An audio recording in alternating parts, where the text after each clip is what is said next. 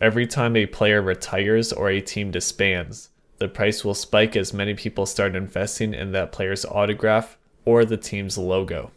But does this actually make sense? Is this something that you can actually profit from? In some ways, yes. It really depends on how fast you are. If you are someone that sits on Reddit or Twitter whenever you get the chance like me, and you see the news the second it gets announced, it makes sense to buy at that time. If the player is popular enough that the retirement announcement spreads across social media, the spike is coming. People realize that when a player retires or an organization shuts down, that the stickers will never be released in the future. Therefore, quantity goes down and prices go up. So everyone's preparing for that, and because of that knowledge, people start investing. That prompts people to flood the markets and buy up all the stickers listed, because they know that the price will go up. So, the price will go up if you have a quick trigger. But what is the catch? The catch isn't that the price falls right away. That's expected. If the player or team is relevant, it's likely that sometime within the last 3 majors, they would have qualified. So the quantity sitting in inventories will be high, and after the spike, people will dump. That's no surprise, and only in very special circumstances will this not happen. The only one I can think of that's remotely close to not instantly crashing were some of the Shroud stickers when he announced his retirement. Even then, the prices fell, and that is the best example that I can think of. I also can't think of any new team stickers where the org disbanded and the prices increased. The only ones for those that I can think of are the Titan and iBuyPower stickers, but those are anomalies, and they have less to do with retirement and disbanding, and more to do with CS history. iBuyPower being the one team caught for match fixing in Valve's eyes, even though many other teams were throwing games. And then with Titan, I'm going to call him Kelly because that's what I heard, but there's a ton of different ways to say his name, but KQLY.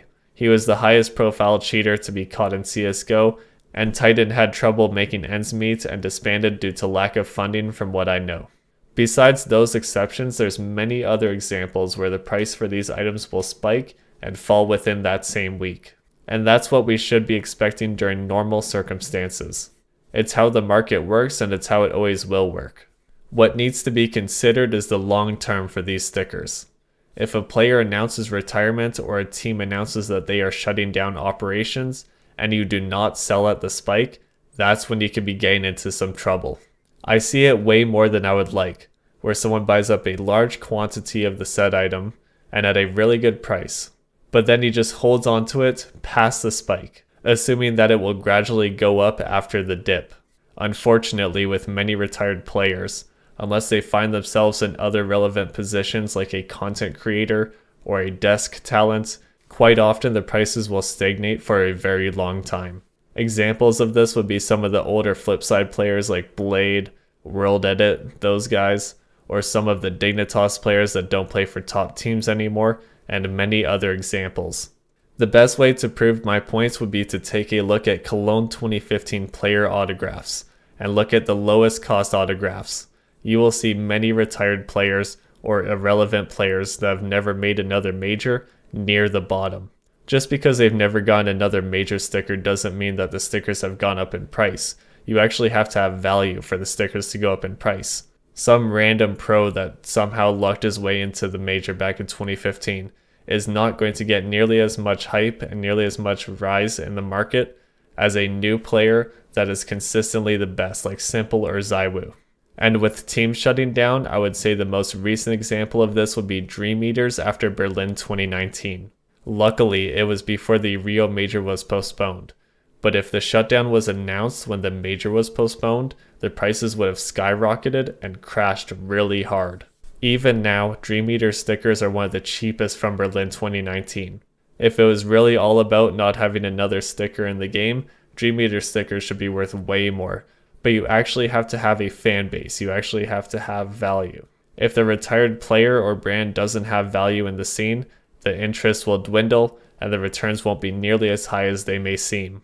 I have personally made this mistake before with Guardian, and luckily because of the Rio Major game postponed, I'm still at 3 times profit, but investing in an upcoming player would have been much better, and it almost always is.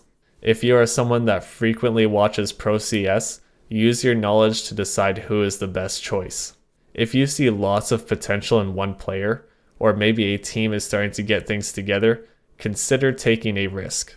A future talent in CSGO will give you better return on investment than a retired player. And if you think you know who that is, if you have a really good idea of who the next best thing is going to be, take that risk. I took the risk with Rops back during Krakow 2017, and it worked wonders for me. But of course, if news comes out about a sticker being released for the last time because of a retirement or an org leaving the scene, buy up some and dump during the spike.